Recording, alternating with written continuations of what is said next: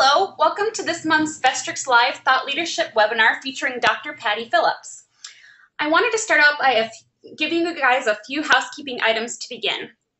If time allows, Gene and Patti will be answering questions at the end of the webinar. If you have a question you'd like to ask, please type it in the question box on the GoToWebinar panel on the right side of your screen. Now I'd like to welcome our speakers. Today we have Vestrics founder and CEO Gene Pease on the phone.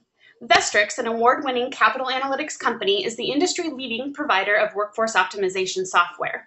Later this year, Gene will be publishing his second book with Wiley titled Developing Human Capital, Using Analytics to Plan and Optimize Your Learning and Development Investments. Dr. Patti Phillips is president and CEO of the ROI Institute. She is a renowned expert in measurement and evaluation. She helps organizations implement the ROI methodology in 50 countries around the world. Her and her husband, Jack Phillips, contribute to a variety of journals and have authored a number of books on the subject of accountability and ROI. So now I will turn it over to Gene Pease to get started. Thank you, Mia, and thank you everyone for joining this month's webinar. And especially thank you to you, Patti, for taking a few minutes out of your busy schedule to join us. Thank you. I'm happy to be here. Yeah, so Patti, you and I have known each other for quite a long time, and clearly you and Jack stay on the road quite a bit all around the world being the evangelists of ROI, and so I'm thrilled we could catch you this week in the U.S. and spend a few minutes to kind of chat about some of the work that you're doing and some of the work we're doing and some of the collaborations we've done. We wrote an article together a few years ago, I remember. So my first question or thing I want to ask you, Patti, is we know that the world is really changing very rapidly, and that our workforce people are changing very rapidly. We have something like 5 generations of people in the workforce today. The use of technology and social and dispersed people working are all variables or factors in this really complicated world we're in, and a very, very fast changing world. So what are your thoughts on measurement, analytics? How can any of that stuff help us kind of navigate this very fast changing and uncertain world? Yeah, it's a great question. It is changing rapidly and changing all the time, but what analytics can do for us is really 3 things. One, it can tell us where we are, where we're going, and where we need to go given the situation changes. So that's fundamentally what it can do for us. So it can, first give us an assessment of where we are today in terms of our people, what we look like as an organization, and then look at the human capital or the HR data in comparison to the business metrics that we're tracking. Look to see where the business is going, where the customer base is going, and then compare what we have in terms of our people and try to understand, are we tracking the business? Is our critical talent the talent we need given the direction of the business? And then 2, with analytics, we can tell, depending how robust our analytics process is and our technology is, we can, turn on a dime when we have to, if we are truly those agile organizations that analytics allows us to be.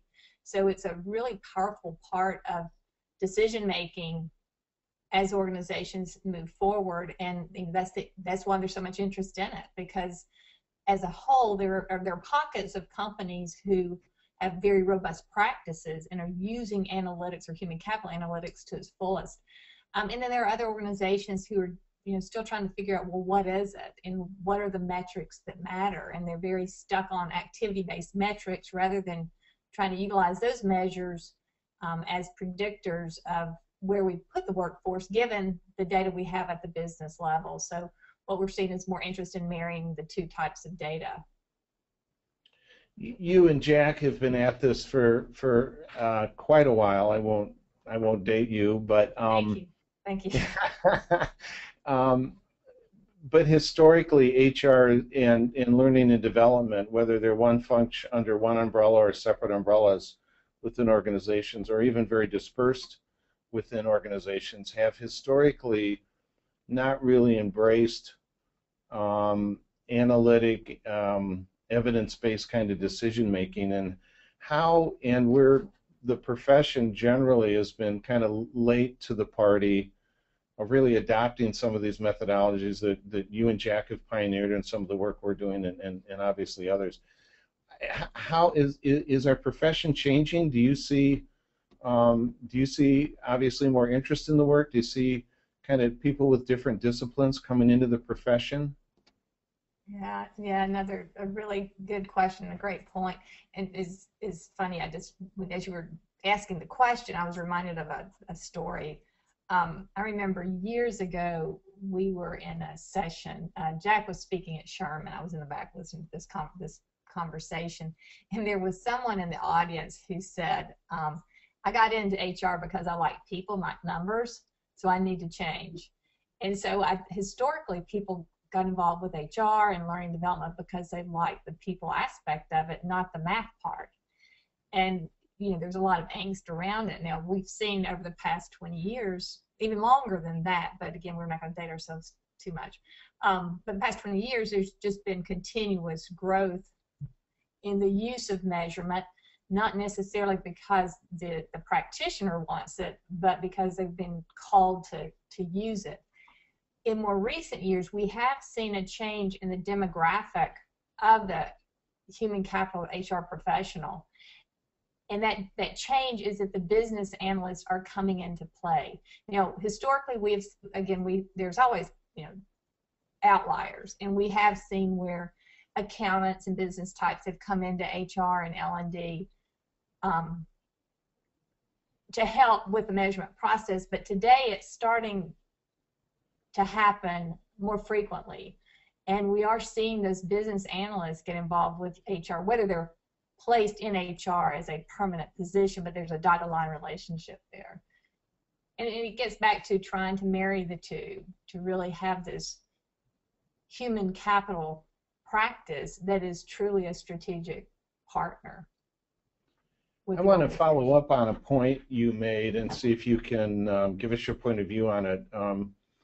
You in your first answer, you gave kind of a very quick but a range or a spectrum of organizations that are the Googles that are very sophisticated in their use of analytics, not only in their business operations but in their learning and development and HR and all of the soft stuff. And then you mentioned that there's organizations that are, and certainly the studies by ASTD and Burson bear that out, there's a lot of companies that are still very early in this journey. And one of the things we run across quite often is a lot of practitioners really don't know how to get started. And I'll ask you in a little while about this whole big data subject, but what do you run across that? And then what's your advice on somebody that's either new to the profession or the organization's very immature, and how do you get started on just trying to align your investments, which some are very direct like sales training and some are very fuzzy like mentoring, with business outcomes? Yeah, that's a good question and a great point, because when we invest in a program to drive sales, it's pretty clear cut. But then we invest in mentoring and we don't know why we do it. And that's what alignment is all about.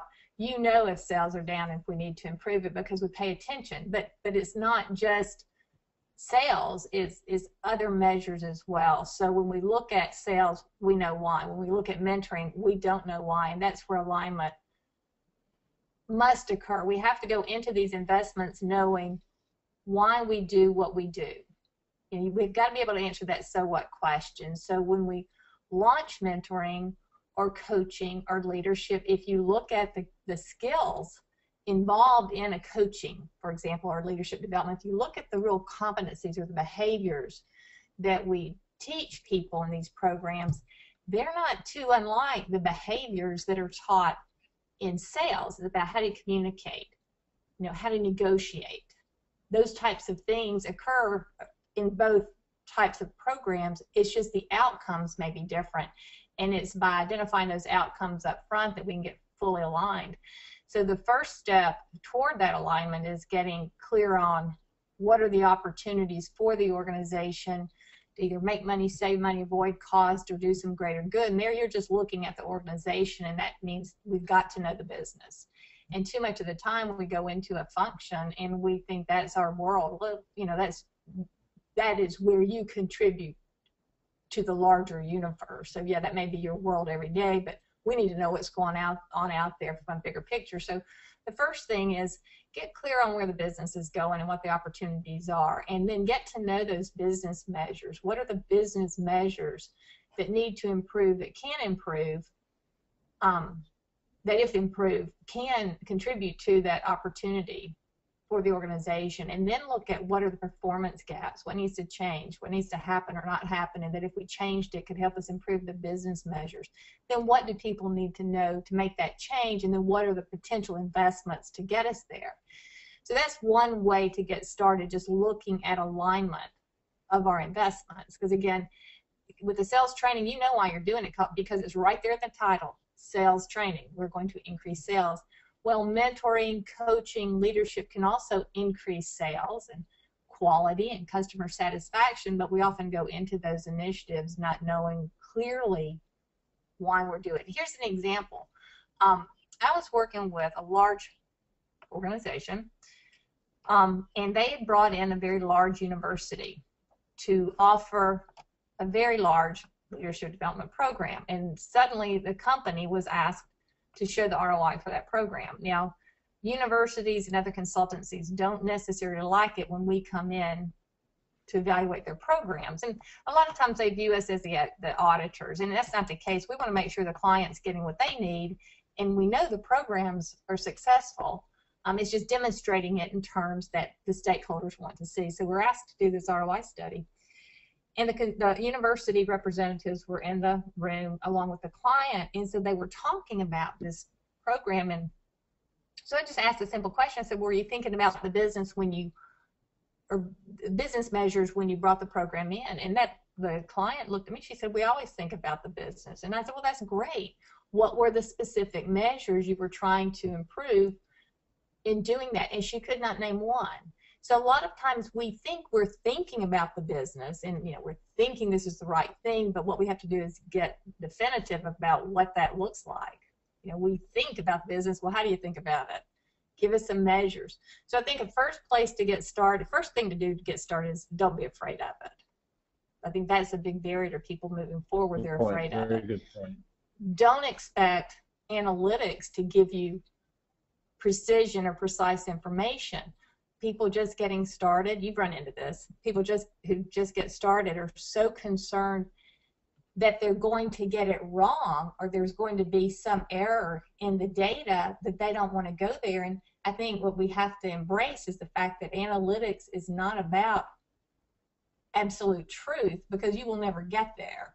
It's not about perfect precision. It's about getting the best information possible given the inputs, the costs, the context, the culture of the organization, all these other things. So I think first, let's not be afraid of it, and don't expect perfection from it. Recognize that estimate is an inherent part of analytics, and your data output is only as good as the inputs, but go ahead and do something with it. So don't be afraid. Don't look for perfection, because you will never get perfection. You will get the best information possible that you have, and start really looking at the business in terms of specifics. What are the key measures that need to improve? And then what changes need to take place, and how can you help through the investment in people to make those changes?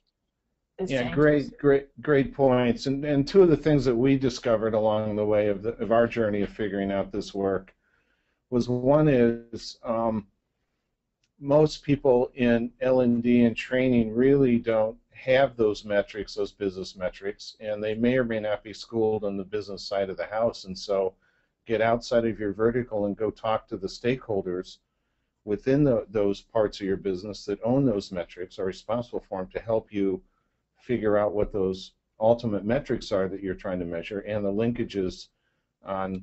And we use the phrase with our clients all the time about how would you be able to define success, and if you can define it, how could you see it? What's the evidence along the way? And the other thing that we learned when clients ask us this is, to start small and start simple. Don't try to boil the ocean. Don't try to solve the biggest business problem from day one. Start small, find small wins, develop the language of measurement and impact, and then work on the bigger things as you're more comfortable and more confident and you're not scared to do this work. Would you agree with those points? Absolutely, 100%. And I think that's the concern is people want to bite off more than they can chew, but more than they need to chew. You know, you don't have to, like you said, I love the phrase, boil the ocean. You don't have to do that. You're not going to solve world hunger right yet. We're not right there, but what we're going to do is contribute to it. And that's the other thing. We say, okay, we want to show how leadership development drives net profit for the organization. Well, you know, that's a mighty leap. What you want to show is what leadership development is doing to contribute to that. Or they'll say, well, how can we show how leadership development contributes to EBITDA? One leadership development program is contributing toward it, but it's not a direct hit on it. So what we try to say is, look, think of it like we do a lot of work with the UN, and we love it. And what we have to, when we're working with program managers, what we have to remind them is that this one initiative, this one investment you're making is not going to annihilate malaria. But what it will do, it will help reduce the number of incidents of. And that's what we're trying to get to. And if you can do that repeatedly, now you're really pushing the needle there. So yeah, I think it's, you know, start small, start with where you are, you know, understand what's going on out in the bigger picture. You've got to do that so you're aligned with the business. But you, like you said, you don't have to boil the ocean to get started. And I think so many people are afraid of that. You don't have to. Ask you another question that I'd love to ask all of the thought leaders that I bump into at different conferences and stuff, and get your take on this. Is this whole big data definition, or almost, I want to say, hype? You know, we tell clients, and to your point to get started, is we tell clients, yeah, exactly what you say. You'll never have perfect data. If you want to wait till you have perfect data, you probably won't be in your lifetime. And if you have payroll data, you have enough data to kind of get started on this journey with other types of things you need to find within your organization, other data. So I think this whole big data thing is scaring a lot of people. It's actually, from our point of view, and I'm assuming from you, the more data that we have to look at, the more we can begin to uncover those linkages. But what's your take on this whole big data, you know, flavor of the month kind of thing? That's interesting. It's all sort of a flavor of the month, isn't it? It's a little bit like the word analytics. We laugh because, you know, analytics is a new word for an age-old process, and that's data analysis. The big data thing, it's funny because I think everyone's struggling with what is that really. But I think what we have is, it does frighten people. It's like, oh my goodness, you know, this huge thing. It's just a term. And actually, I was reading an article. You may have read this article last year. Someone was actually trying to find out who actually coined the phrase big data. And you know, I think there are a few people claiming it, but they traced it back to 1950s article. So we have, but now we have it today, and so it's the new raging thing. I think there's what big data is all about. I think, yes, it's scaring some people because it sounds so ominous and so big, but really what it is, it's just, in essence, what it does is looking at, okay, in today's world, we have so much more data than we had in the past.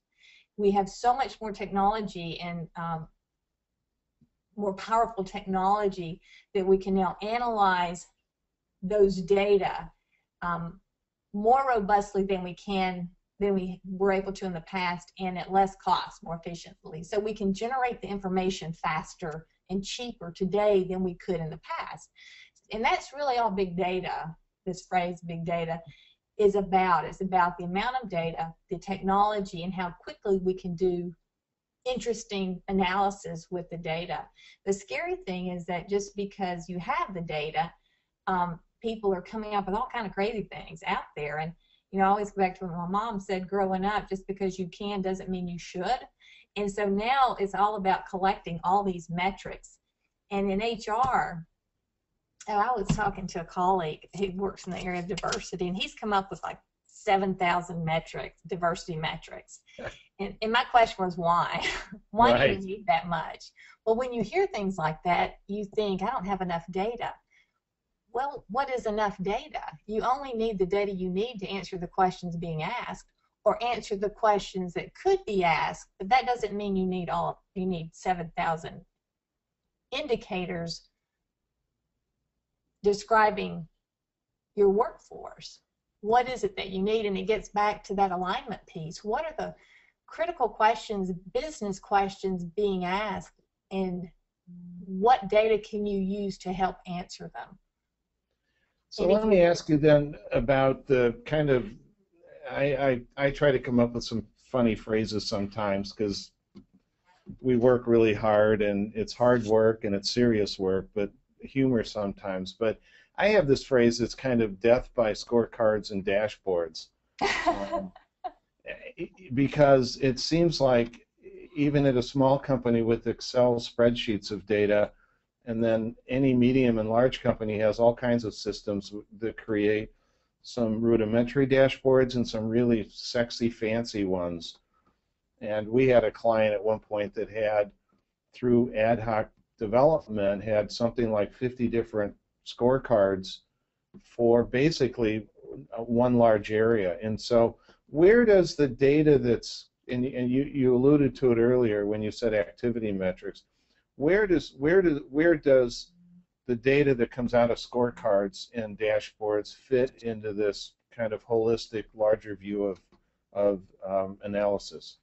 Yeah, I think dashboards and scorecards are a good thing if you have the right measures. I mean, they have, the theory behind them is they give you in like a quick glance the highlights of what's going on, and I think what's happened is we want to show every single thing we can on that dashboard, and what turns out to be is that we're showing a lot of the activity metrics, and activity represents cost. Costs get cut, so we put all of our activity on these dashboards and scorecards, and somebody's saying, oh my gosh, we're spending all this money on investments in people, or investments in learning, or investments in leadership. Where on the dashboard does it tell us what we're getting for it? So I think they're good, except that we need to get away from being so excited about the activity-based measures on the dashboard. Identify the critical few, but balance that with the results we're achieving from those investments, the results that those activities are driving. So they're good. I just think we've lost the focus. We've lost the reason why. I think we're trying to build dashboards that tell the entire story, and that's not what they're intended to do. They're intended to tell a story, and a critical story, but not all the details and the minutia behind it. So, I think it's like anything else. It's scope creep. We start something and it just keeps growing and growing and growing until now we don't know really what we have. So I think that's where we are. We need to sometimes step back and say, why are we really doing this? Yeah. When we talk about the so what of human capital investments, we talk about, well, what are we investing in leadership development, or whatever it is. The other thing we need to be asking ourselves is, okay, so what if I put this data on this dashboard? What is it telling me? And so just like investments in our human capital, investment in analytics is also investment in human capital as part of the process of investing. We need to answer some of the same questions around our analytics practice, and that is, okay, so what if I generate these data? What do they mean? How can I use them? How can I make change based on this information? And so I think where we are today, we're seeing that change, but I think in the world of big data, it gets back to, well, we have it, let's analyze it. When it's like, why are we even putting that out there? It means nothing. Yeah, I mean, there is always good information. To your point, there's always good information. I'm running a recruiting department, and I need my activity metrics to measure my day-to-day productivity, etc. But those metrics that I'm getting really don't link to any great business outcomes.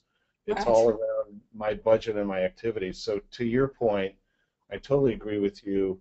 There has been creep in all of those, and we advise clients to really take a hard look at scaling those back, getting to the ones that are really critical for the department, and then start looking at other metrics that begin to link the work you do and we do, which is the business outcome and corporate strategy, organizational strategy, ultimately. Yeah. So, Patti, yeah, go ahead. No, I was just going to say it all gets back to purpose. You know, what purpose are these data really serving? And if they're not, take them off. You know, Great they're point. not. Great point. Yeah, they're not. So we're just about out of time, and well, that was short. Yeah, well, these are fun, and it does go by quickly. But we want to. I'm very excited, and I think Jack and Patti are. Is that today we're formally announcing a strategic partnership between the ROI Institute and Vestrics, and we've spent Vestrics has spent 8 years or so developing a methodology that a year and a half ago we started building a software product to what we were hoping was being able to enable practitioners to do the work that they're doing, follow this chain of evidence, bring metrics in and look at them in an automated way that could be faster and less expensive and more repeatable than the consulting work that we did and other practitioners do, which is much more cumbersome and a lot of Excel spreadsheets and pivot tables and the like. And so we are formally announcing a partnership with ROI Institute where we're going to be making our software, our alignment software product available through and with the ROI practitioners. And for us, we're really excited because we've known Jack and Patti for quite a long time and certainly have been pioneers of this whole figuring out the alignment of investments. And so we've got now a software product that will help their practitioners do their work a little bit quicker and faster.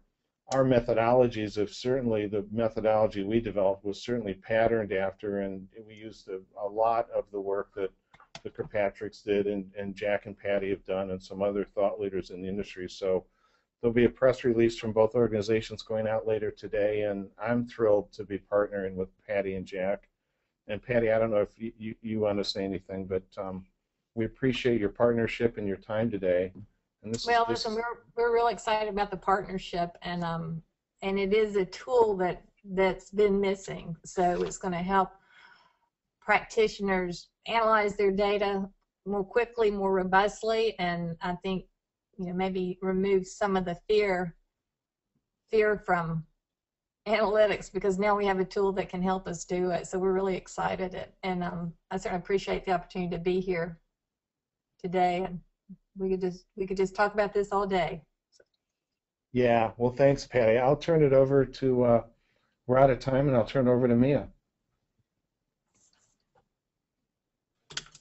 We did have a couple questions today, so what we're going to do is I'm going to make sure Gene and Patti see those questions and I can get an answer back for everybody who presented a question today. I wanted to thank everybody for joining us. Make sure to keep your eye out for next month's Vestrics Live webinar featuring Lou Walker, the Vice President of Learning Services at AT&T. As always, please feel free to reach out to Gene or myself if you have any other questions, and thank you again.